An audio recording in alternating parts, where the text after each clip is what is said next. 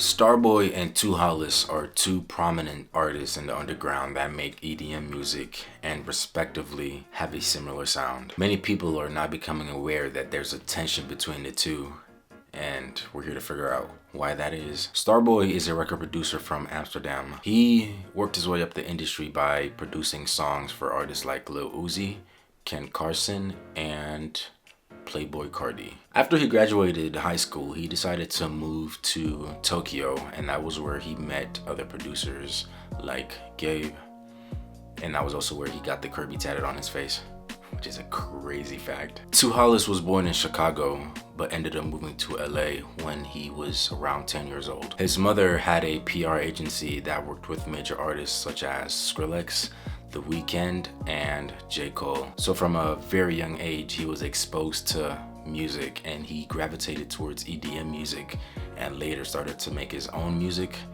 and produce music for other people. When you compare the Spotify monthly listeners of both of the two artists, 2hollis has a bunch more, and this is by a long shot.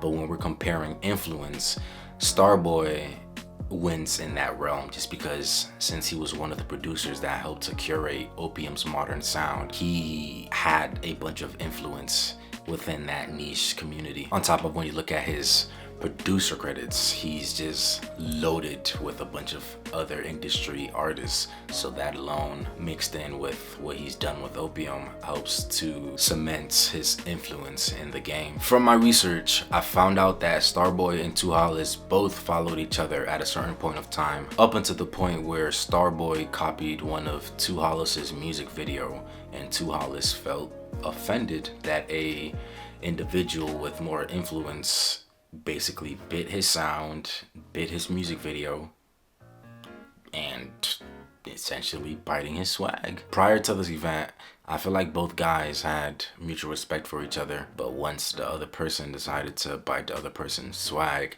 that kind of caused a tension that just has been between these two guys for the longest.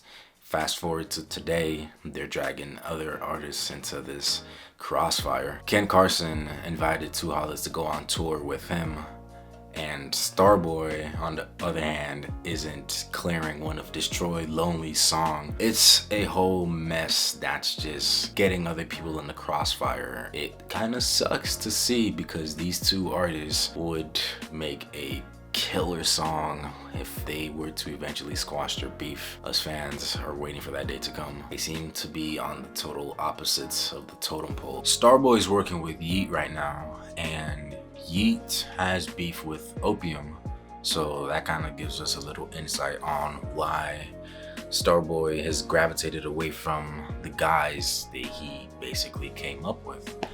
But I've heard some people say that Starboy is a recycled version of 2hollis, and that's cap. Starboy is not that bad. Y'all just gotta go dig through his SoundCloud and find the gems that he has hidden in these archive pages.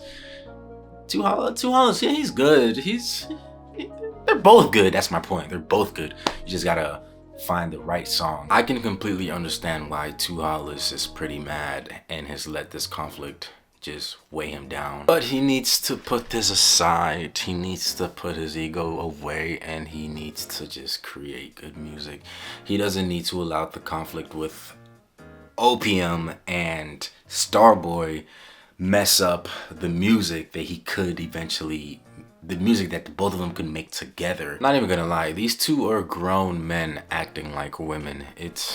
The music industry is kind of full of egos that just clash, and we can just watch things play out in real time.